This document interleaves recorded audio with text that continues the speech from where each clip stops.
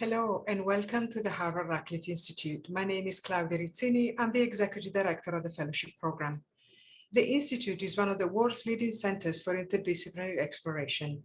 We bring students, scholars, artists, and practitioners together to pursue curiosity-driven research, expand human understanding, and grapple with questions that demand insights from across disciplines.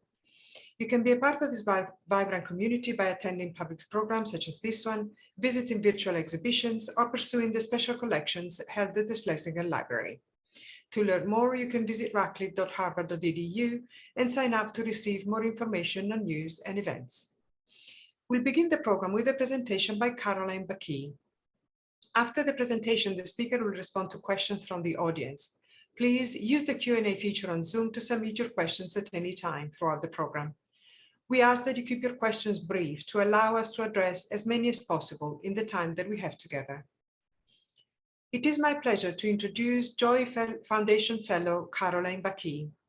Professor Buckee is a professor of epidemiology and the Associate Director of the Center for Communicable Disease Dynamics at the Harvard T.H. Chan School of Public Health. In addition, she serves as an associate faculty member at the Wellcome Sanger Institute in the United Kingdom and is a co-founder of CrisisReady, a platform to build data-driven approaches to crisis response. Her research utilizes mathematical models and data science to understand the mechanism driving the spread of infection diseases, with a focus on pathogens like malaria that affects vulnerable populations in low-income countries. Professor Buckee is particularly interested in the impact of human mobility and migration on the spread of controls of pathogens. Her research group pioneered the use of big data from mobile phones and satellites to understand how human mobility patterns spread pathogens and may be used to inform public health interventions. During her fellowship year, Professor Buckee is engaged in writing a book focused on the impact of gold mining on the epidemiology and control of malaria in the Amazon forest.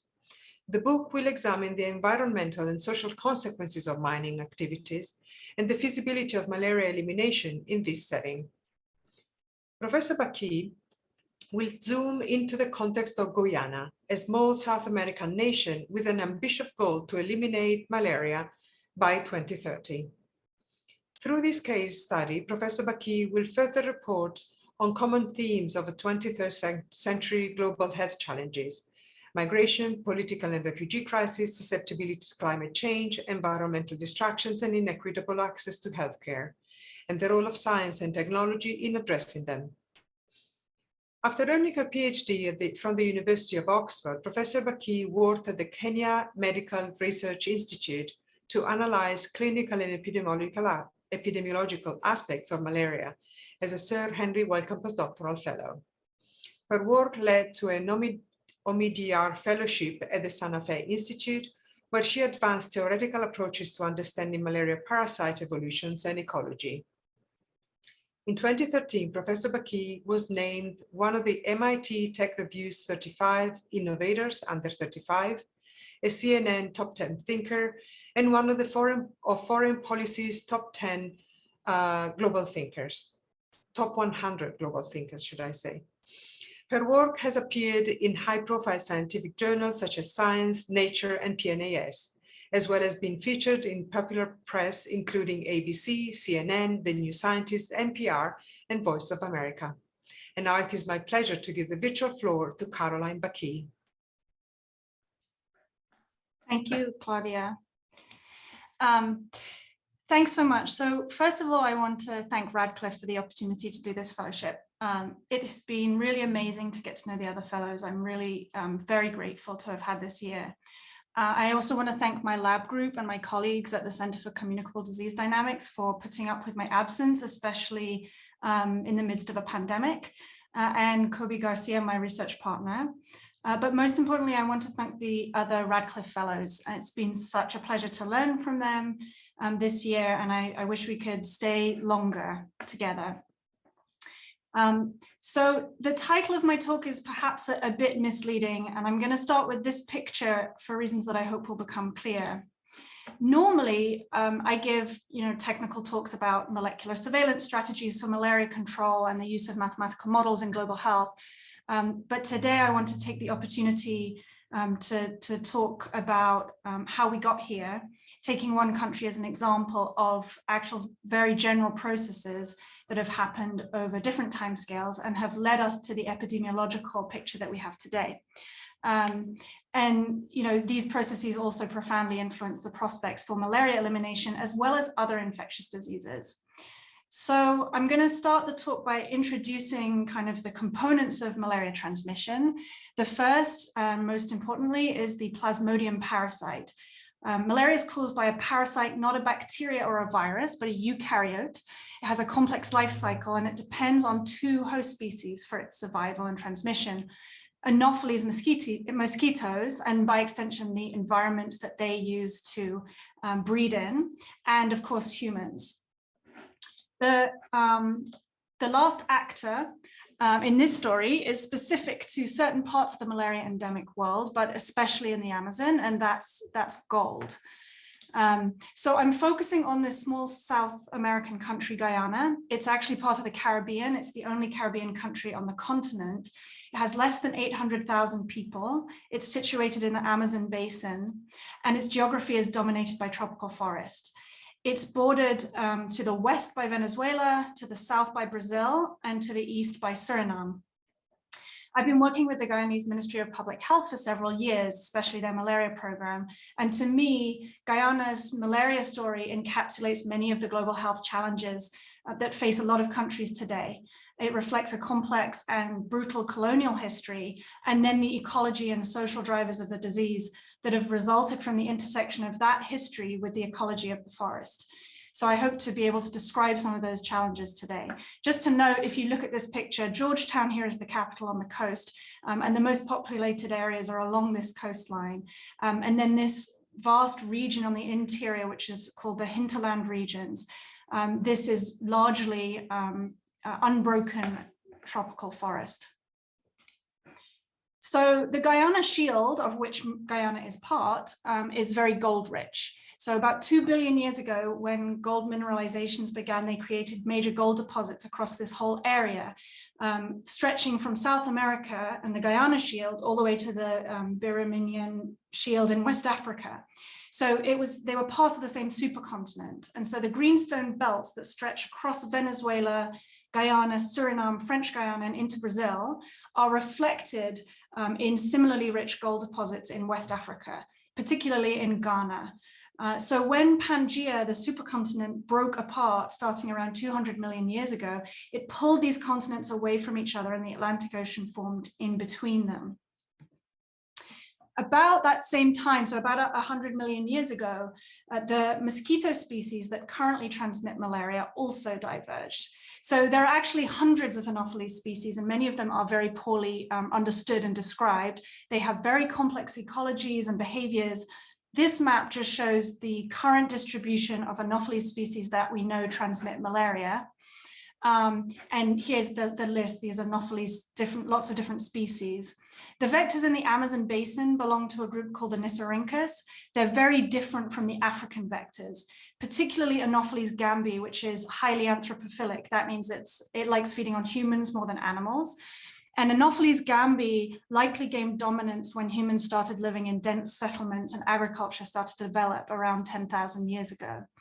So we have on these different continents, in Asia, they have other species, very complex ecologies there as well. So we have these three main continents that have extremely different ecologies and very different mosquito vectors that underlie the transmission of malaria. There are also hundreds of Plasmodium parasite species, and each one infects a very specific vertebrate host. Everything from birds to lizards to rodents, as well as primates, have specific malaria species that parasitize them. There are 5 that infect humans, but only 2 cause the vast burden of disease and death, and I'm going to focus on those here. So those are Plasmodium falciparum and Plasmodium vivax. Those are the 2 principal clinically important malaria parasites. For a long time, it was thought that vivax emerged in Southeast Asia because of its similarity to monkey malaria species there and because of its distribution, which I'll show in a minute.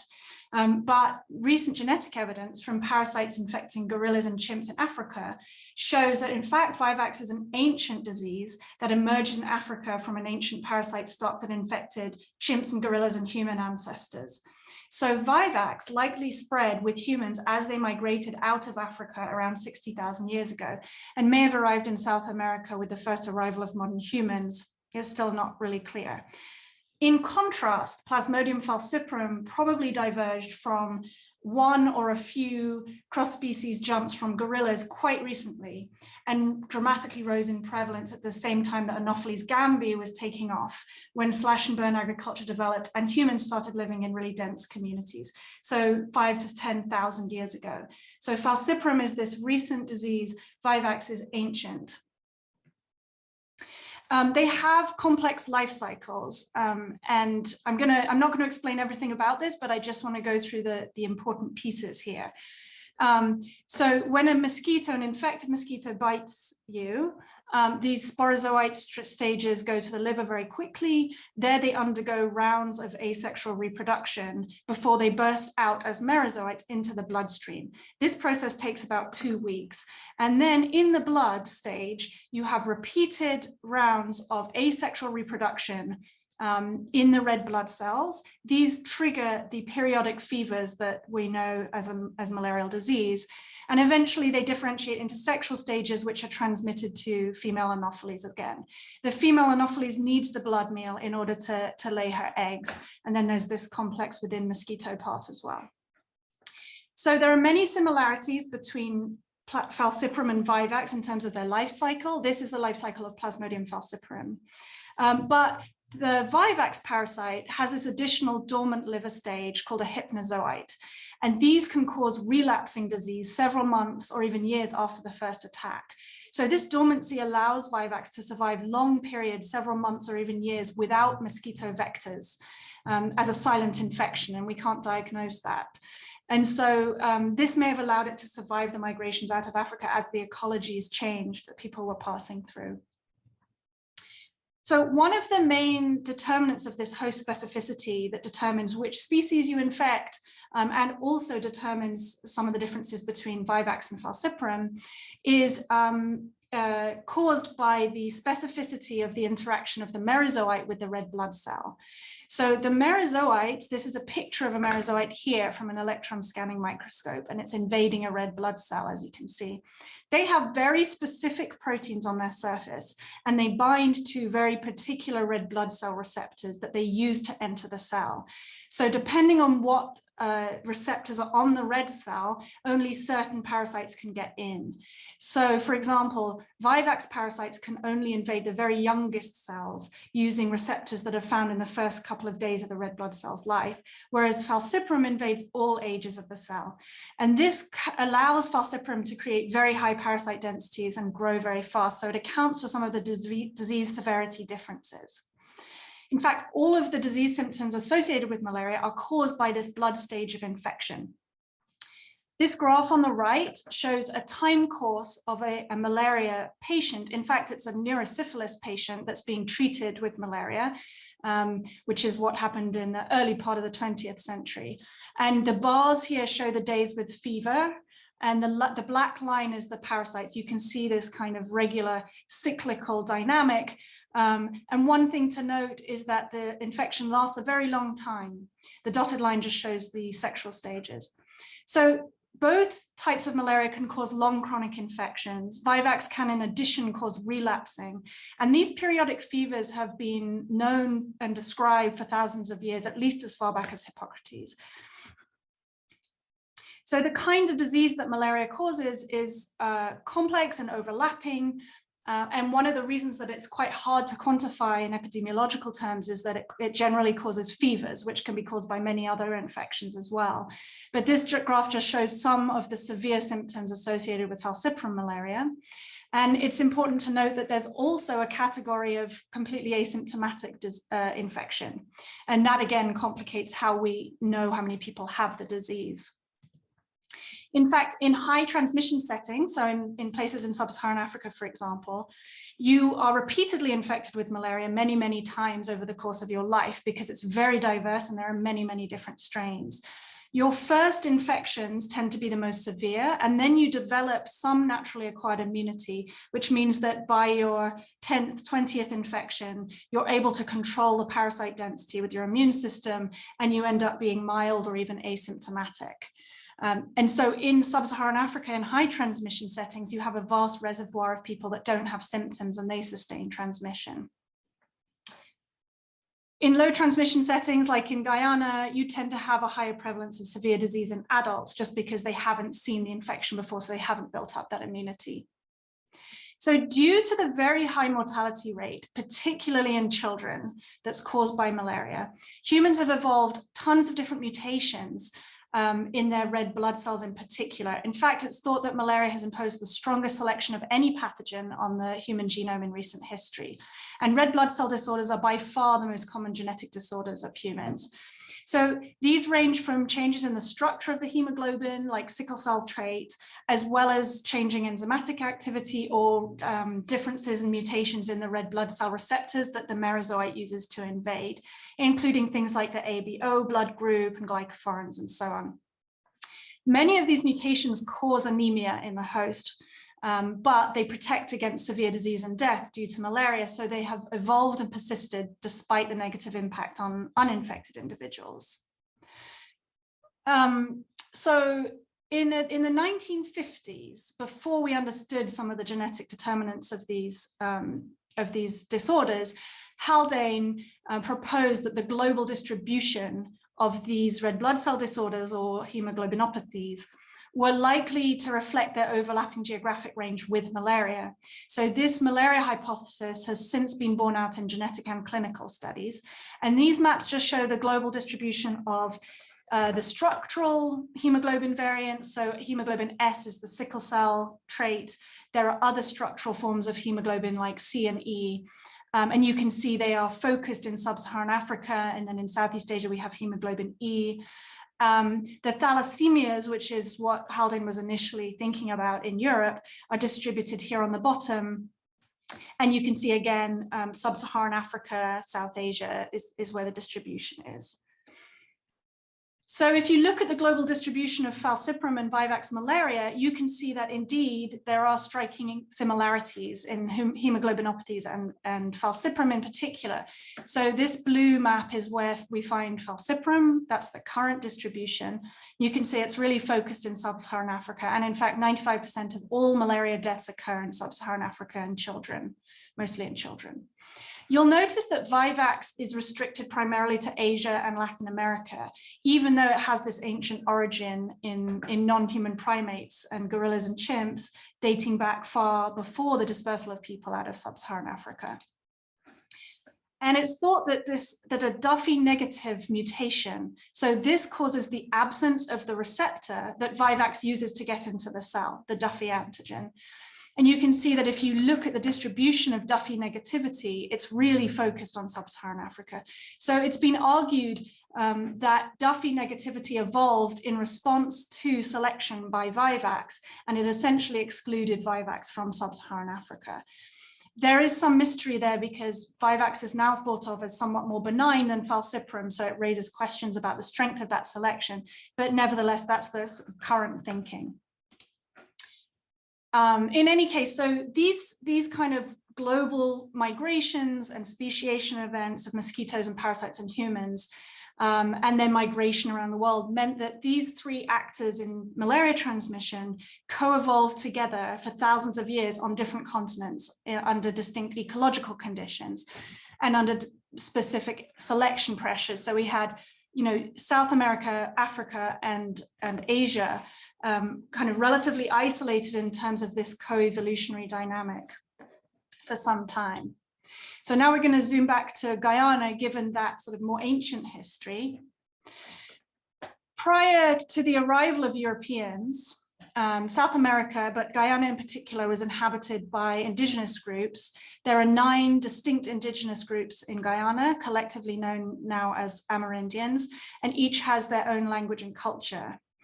You can see here from this map, this is the map of Guyana, and here's the territories of 9 distinct groups. You can see that they are clustered in the hinterland regions, in the tropical forest areas in particular. Following invasion by the Dutch in the late 16th century and subsequently under British rule from the late 18th century, the transatlantic slave trade brought enslaved people from West and Central Africa to Guyana, other parts of the Caribbean. And in Guyana, it was to work on sugar plantations, which are highly labor intensive. A ton has been written about the importance of malaria as a determinant and a driver of this slave trade. But suffice to say that falciparum was introduced to South America during this wave, at some point during this wave of forced migration. It caused significant sickness and death among the colonial populations that had not seen it before, and the Amerindian populations too. But African adults remained relatively resistant, both due to their immunity to falciparum that they'd already had, so they had some, they could carry the infection asymptomatically, as well as their high frequency of this Duffy negativity, which largely precluded their infection from vivax. So enormous influx of people from Africa. And when slavery was officially abolished in 1834, the British colonial powers, to make up for the labor shortage that resulted, began to import indentured laborers primarily from India. This graph just shows the routes of indentured migrants from India to and other countries to the Caribbean. So during the 19th and early 20th century, and until indentured servitude was abolished in 1917, about 250,000 Indians came to Guyana to work in the plantations. Many of the formerly enslaved people of African origin had no interest in remaining under the control of their former slave owners, and they started their own villages. Many of them left and went to the hinterland and other regions to mine gold and develop their own social structure. In her book, Migration, Mining in the African Diaspora, Barbara Josiah argues that because of intergenerational knowledge transfer, many of the Afro-Guyanese had actually a lot of expertise in gold mining and goldsmithing, as well as expertise in financial management because of their historic familial ties to West Africa. So to those same gold deposits that originally linked the two continents, that knowledge of how to mine gold was actually brought across, and it allowed the recently enslaved people to start their own economic opportunities with mining. So today, genetically speaking, Guyana's population is about 40% East Indian, 30% African, 20% mixed race, and 10% Amerindian. And so if you think about the evolutionary history with malaria, we have these 3 continents represented in a single small country. By the beginning of the 20th century, Guyana's demographic growth was still only driven by immigration, not by birth rates. And really, this has been attributed to malaria. It was the leading cause of death. And so you can see here, the Surgeon General for Guyana says that malaria is the pivot on which most of our problems of public health balance. So for the years in the early 20th century, malaria was the leading cause of death. And really, a lot has been written about the impact of malaria on these communities. It was an enormous disease and death burden. Around that same time, so in the late 19th century, Ronald Ross in India, he worked for the British Army, he identified mosquitoes as the malaria vector. And his early mathematical models made the case for the efficiency of vector control as an intervention. And so the awareness that mosquitoes were causing malaria happened around the beginning of the 20th century. This man, Giglione, an Italian doctor, he was absolutely instrumental in addressing malaria in Guyana. During the Second World War, DDT was discovered, and it was kept secret until 1944. And then in 1945, Giglione decided to use it systematically to try and kill malaria mosquitoes in Guyana. It was the first time that happened. So from 1945 onwards, he oversaw massive DDT spraying campaigns that effectively wiped out malaria transmission in Georgetown and along the coast. And I don't know if you can see, but around 1945, the deaths from malaria start to drop precipitously. the mortality rate dropped 40 to 50%. And actually this public health gain was felt most acutely in the Indian population because they were more affected by malaria in the first place than those with African ancestry because of the reasons that I've spoke about already. So the sort of ethnic composition is intimately linked to these migration events as well as the kind of underlying genetics and the parasite dynamics. So the push in Guyana to get rid of malaria coincided was a bit earlier, but coincided with the global eradication campaign, which was mainly predicated on spraying with DDT. This campaign lasted from 1955 to 1969 when it started to falter and ran out of money and resistance to DDT emerged. And suffice to say, the campaign ended and a lot of the funding ran out. In Guyana, DDT spraying on the coast was accompanied by widespread use of chloroquinized salt. So Giglione recognized that DDT could work well in the coast where we had settled communities and it was kind of less remote. But it was unclear how you would do really good spraying in the interior in these densely forested, highly remote populations. And so the idea was that if you put chloroquine, which was a mainstay of malaria treatment, into the salt people were eating, then they would get a dose of anti-malarial while they were eating their salt, and it actually effectively reduced the malaria burden significantly. There was a resurgence, you can see here, in 1966 of Vivax malaria, actually, and they reintroduced DDT in addition to chloroquinized salt. But essentially, at that point, falciparum in particular was eliminated from the country through DDT and this chloroquinized salt. So the problem is that malaria is a very highly resurgent disease. When it's reintroduced into an area, if the mosquito vector is plentiful, then it can come roaring back. And that's happened over and over again whenever vector control interventions have been removed. It's led to epidemics and resurgence. So when the WHO global program ended and funding ran out for DDT spraying, malaria resurged across the continent. So this graph shows you the house spraying rate, that's the black line with the red triangles, and then the green bars show a normalized cumulative case rate for malaria in 5 different countries in the region, not including Guyana, but Guyana had similar dynamics. So as the spraying dropped off, you saw resurgence of malaria, and this happened all around the world, including in Guyana. So in the 80s, falciparum reappeared. And this article just shows, you can see the route of migration from the southwest up towards the north region. And Indal Rambajan, who was the head of the malaria program at the time, he notes that this caused an outbreak among miners. The introduced cases were locally imported following the gold and diamond rush. Anopheles darlingi, this is the main Anopheles vector, was found exclusively. So this brings us to the next part of this talk, which is the kind of convergence of the environmental health issues that are facing the same population that are dealing with malaria.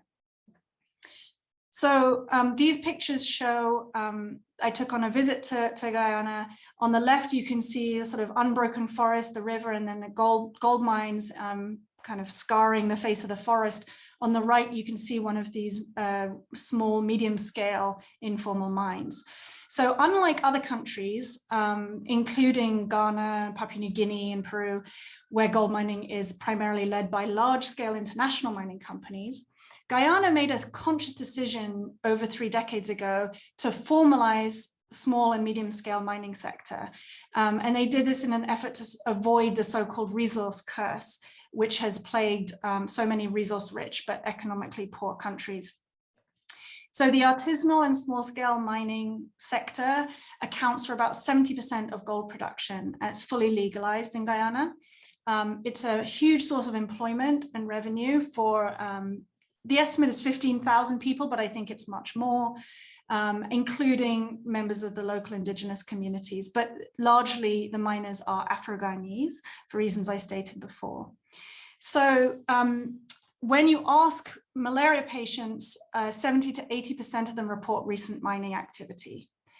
So this represents a massive challenge from a public health standpoint. So first, they work in extremely remote regions by definition. So access to healthcare is challenging and often requires days of travel, and weather can disrupt that. They're very mobile, so they mine a place and then move on. So a quarter of the malaria cases are actually reported in Georgetown, right in the capital. So there's massive circular migration of miners around the country. They are, generally speaking, working age men, although women are also involved in mining. And there are significant problems with alcohol and drug abuse, as well as sexually transmitted diseases and sex trafficking. And the sex trafficking issue has risen very rapidly with the influx of Venezuelan refugees. So capturing data on miners is challenging, and providing them with healthcare is as well. I'm trying to move my mouse, but it doesn't seem to be there. No. So there are two additional issues that I want to raise. Here's a miner spraying down the topsoil. There are two other issues I want to raise. So drug resistance has emerged in the malaria parasites in Guyana independently before, probably due to the chloroquinized salt and the low doses of chloroquine that people were getting. But it's doing so again now to our last frontline drug to severe malaria. And it's likely to be related to the use of counterfeit antimalarials among miners and then spread as they migrate around the country. So that has global ramifications, but it's something that is specific to Guyana. And an additional hazard faced by miners and the communities nearby them is the mercury exposure that they face as the result of this process of purifying gold using mercury. So when the gold is mixed with mercury to form an amalgam, and then it's burned off. So when they burn it off, they can breathe in inorganic mercury, which goes directly into the brain.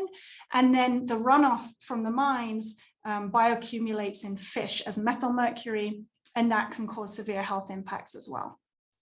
So gold mining is responsible for 95% of Guyana's mercury emissions. And although they are signed up to the Minamata Convention, there's currently no plan to actively clamp down on mercury use.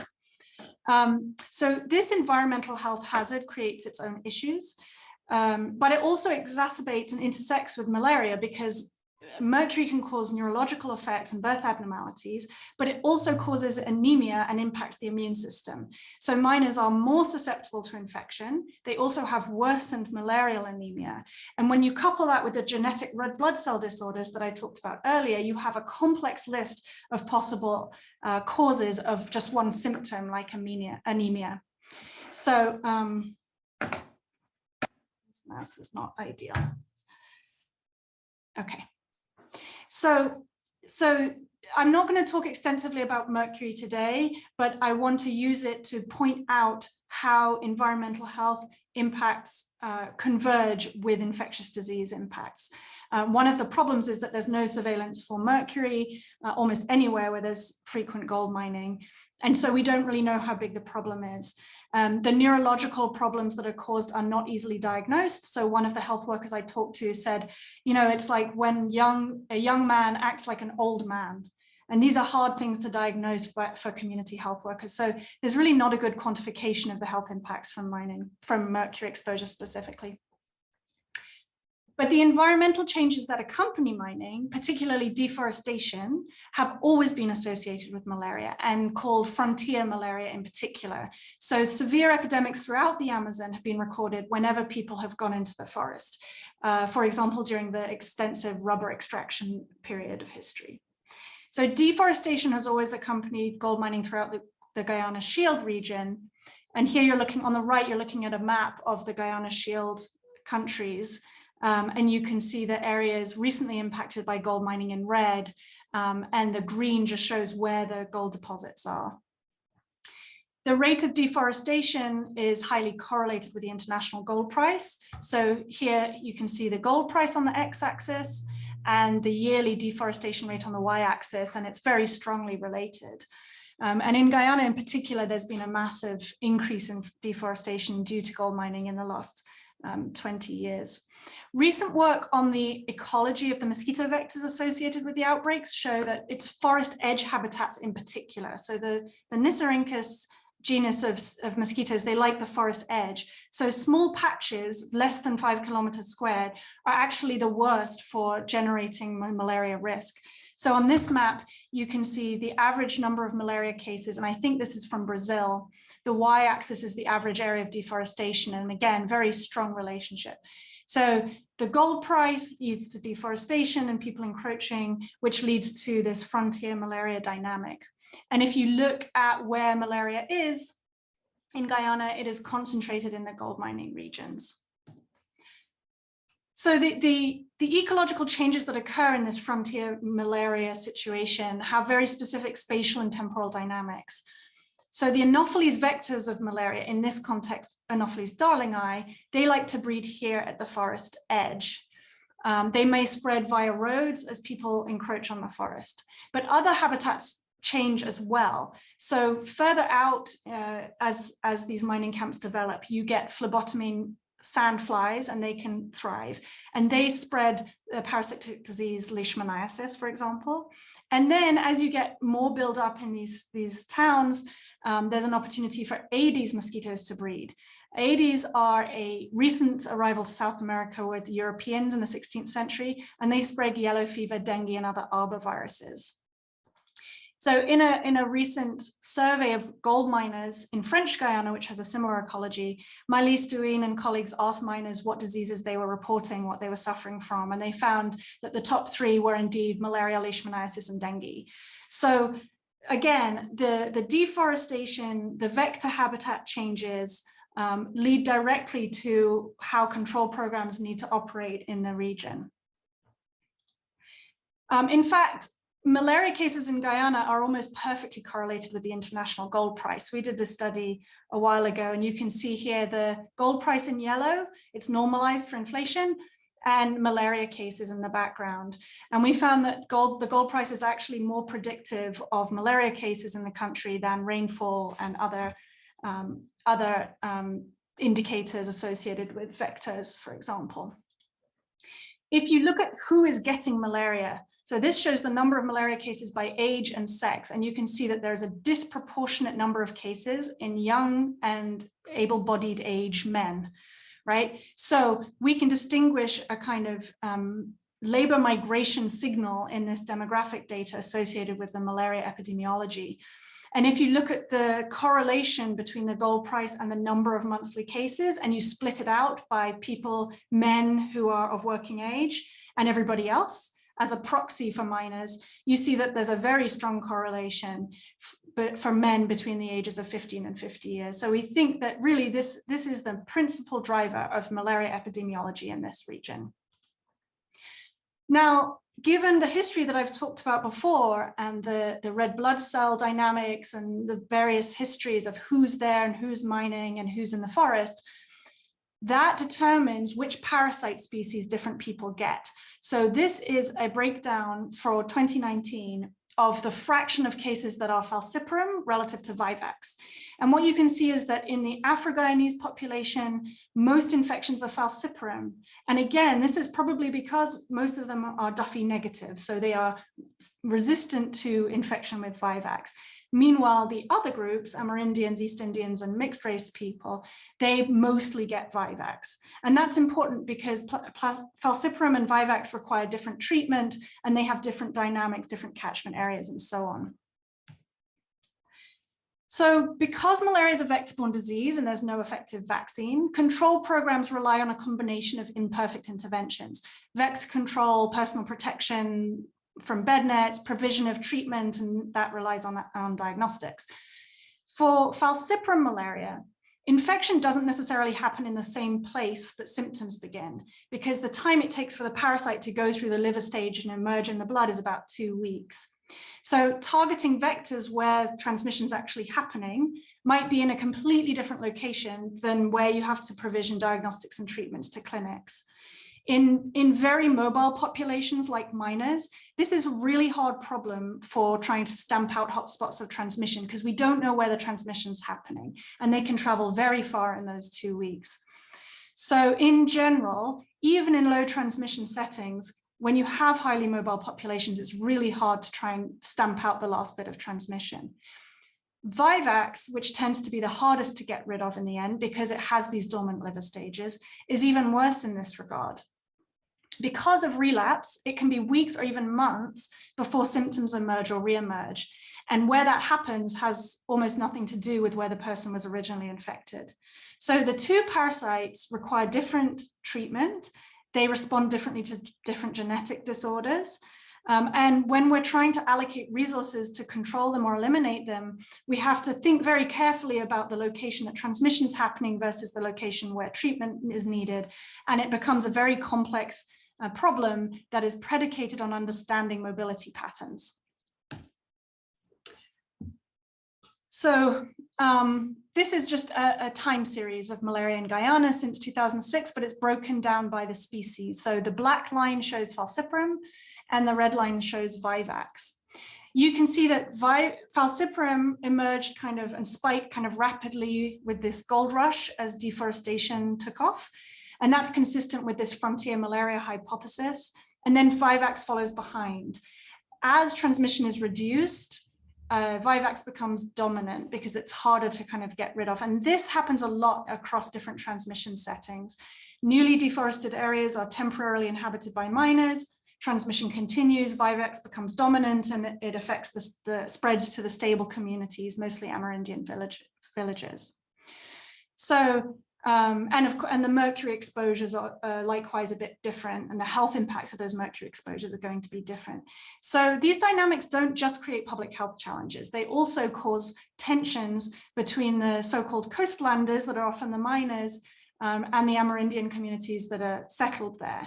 And land rights have become a huge issue in the hinterland region and among the Amerindian communities throughout the country, actually. So it's against this very complex backdrop with all of these different migration events and evolutionary and ecological aspects that in 2007, Bill and Melinda Gates raised the eradication agenda once more. So after the collapse of the original WHO program, the focus for malaria programs was really on reducing death and severe disease and keeping a handle on people actually dying. In 2007, following the reduction of malaria in many parts of Africa and sustained funding, the Gates Foundation and others raised the issue of eradication once more. It's been an interest. I'm happy to talk about this after in the Q&A, but the question is whether it's feasible and whether some of these global agendas have relevance for national country programs. Many of the projections that are used to show feasibility for an eradication agenda do not include any human mobility. So we live in an increasingly connected world, and we tend to think and focus on cross-border migration and international migration as threats to disease elimination, among other things. But in fact, internal migration, especially the kind of labor migration I've been talking about today, and increasingly displacement, both internal displacement and international displacement due to natural disasters and conflict, are also on the rise.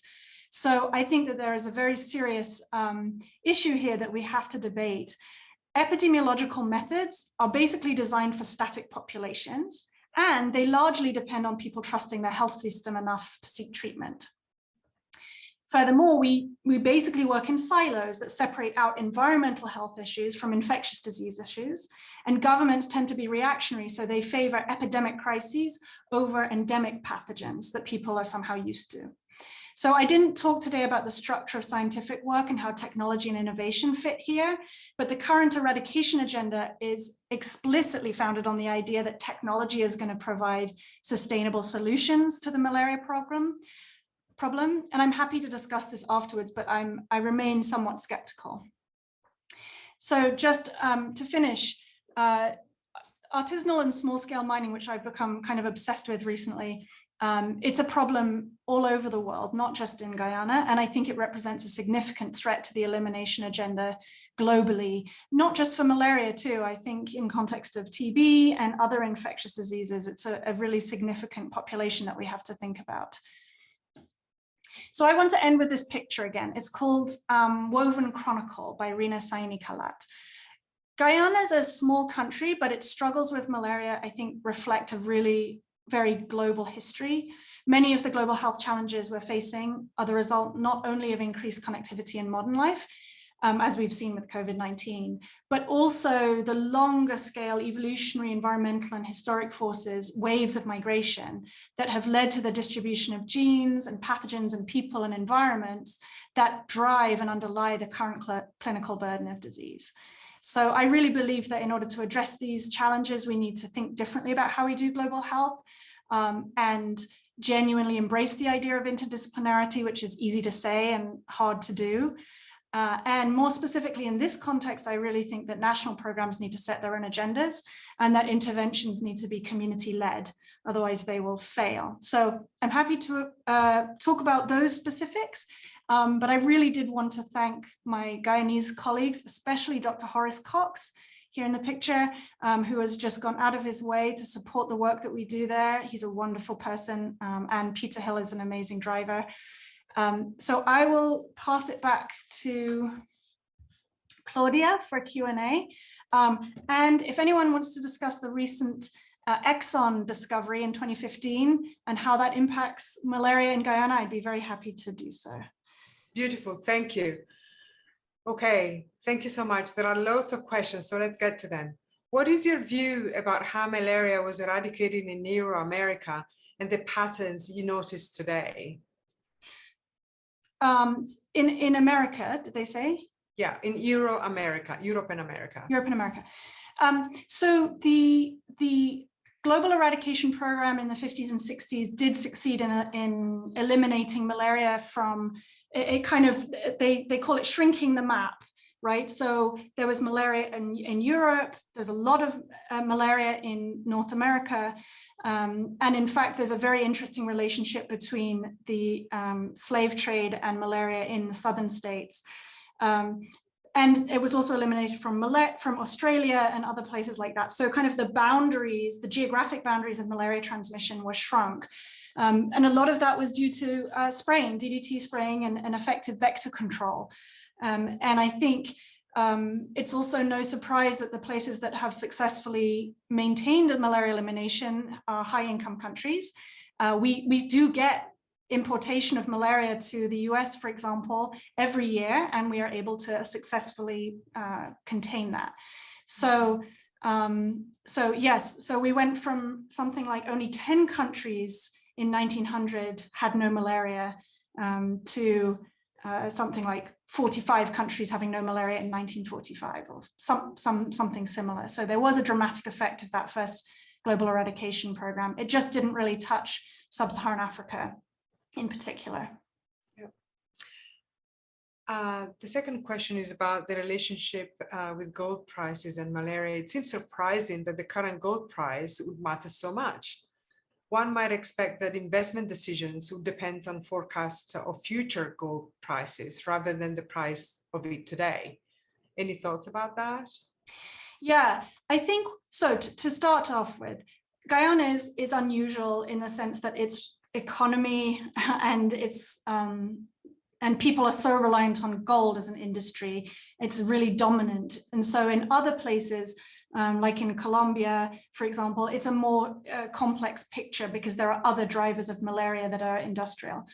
But in malaria in particular, it's extremely, the current gold price is extremely predictive. And I think part of it is because the miners themselves, one of the things about the gold price is that you can get a pretty fair price. Even artisanal miners can get a relatively good rate of return from sellers in Guyana. And so they're very responsive. And I don't think that forecasting is something that, I think because it's so many small scale and moderate scale miners, I think that they are very reactive, and that's how they make decisions about where to mine and consequently where the malaria happens. Mm-hmm. Staying on this notion of small and large scale gold mines, does corporate large scale gold mining have less adverse impact on malaria transmission than small scale mining? Yes, it does, because it's, first of all, you can regulate it, and large scale, especially foreign companies, are required to treat people for malaria. They usually house people in less informal ways. So they have air conditioning and they're sleeping inside. And so this combination of regulation and more resources basically means that they are often less of a problem. And so the explicit strategy of having small and moderate scale Guyanese-owned mines, which is very understandable, does have this problem that it's very hard to regulate and it's extremely difficult from a public health standpoint. As well as the other problem that it has is that it's hard to get data back, whereas you can enforce data reporting in the larger companies. Yeah. Well, the next question starts, incredible and truly cross-disciplinary talk, ! So just take that. Can you speak a bit about how you'd start to incorporate mobility data into epidemiological models? Oof. So we've been doing this for a long time in the context of, so the backstory is that it's been very hard to parameterize models of human mobility because we just haven't had data sources. Mostly those models have relied on travel surveys, right? So when somebody comes to the clinic, you say, where have you been the last 2 weeks? And then you try and use that to piece together travel histories, or you use census data or something like this. But the time scales and the spatial scales are wrong for the dynamical models that we use for infectious diseases. So, so about 10 years ago, we started using mobile phone data, which you can use to real-time estimate population flows of people. That works best where there are lots of cell towers, which tends to be in cities. And so it's very good for things like dengue, which happens to be an urban and peri-urban disease. It was useful for COVID in some cases. It's much harder for malaria, especially in remote regions where you don't have good cell phone data. The other option that we can do now, and this is something I work on with Dan Neefsey at Harvard, is to use the molecular signatures from the parasite itself. So you look and you see how different parasites are related to each other from around the country. And if you see that they are highly related, more related than you would expect by chance, then you can infer that there's a lot of travel between those two routes. So you can kind of define connectivity actually using the genetics of the parasite. And I think that's something that will continue to be useful. But in general, it's hard, and there's still a lot of data gaps. And I think that's why a lot of the models and projections that are used to establish feasibility or not just don't put it in, because they either use a very abstract model that's not really validated, or they're guessing. And so it's a big problem, I think, for some of these, especially longer term projections. Right. What is your opinion on using genetically modified mosquitoes to fight malaria? Are you skeptical as well? Yes. I am skeptical. I think the technology is remarkable. But I think there's just a lot of issues with both the ethics of how you do that and how you roll it out, and how you think about national regulation. If something really takes off, how you control it. You can't really do a proper trial, because once you've released things, you've released them. But I'm also skeptical about whether you could actually do it. We don't understand mosquito reproduction biology that well. The implementation side of GM mosquitoes is something that I think might make it infeasible. And I think that's, we say Abimbola distinguishes between discovery problems and delivery problems, with discovery problems being sort of science and delivery problems being about implementation. And often, even if you have wonderful technology, it fails when you try and implement it, especially in complex regulatory and social environments and in low middle income countries. So yes, I remain skeptical for now. The next question, what is the likelihood that the vaccine can be used to control malaria? Would each type of malaria require a different vaccine? the malaria vaccine won't control malaria. The RTSS vaccine, which is the one that's been licensed, it is not going to be effective against transmission.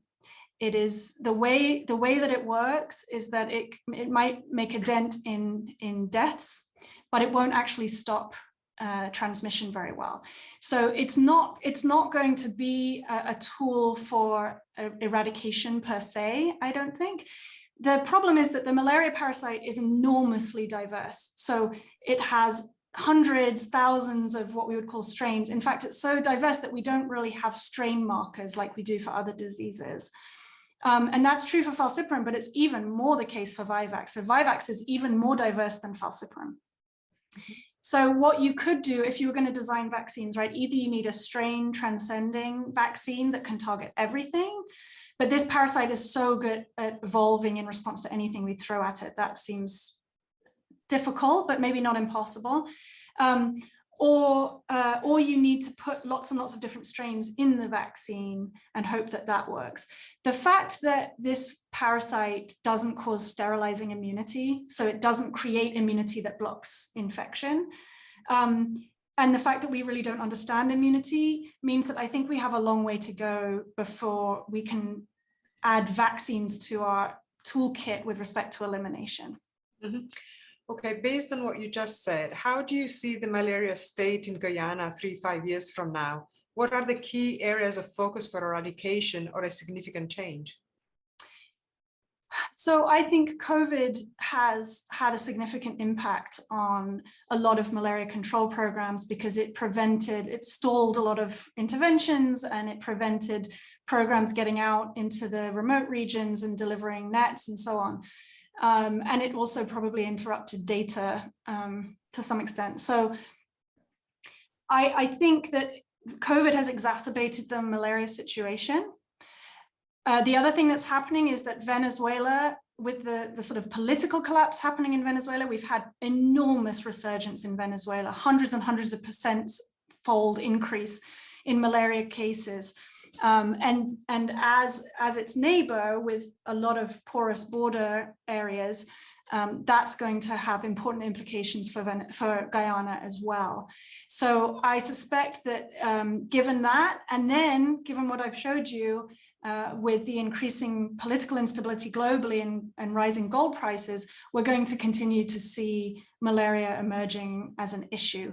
So one of the things that's happened is that with the Exxon find, Guyana has suddenly shifted into officially like a high middle income country status with respect to GDP. So some of its malaria funding is actually going away despite these challenges that have emerged in the last few years. So I'm concerned about that. And I hope that we don't see massive resurgence.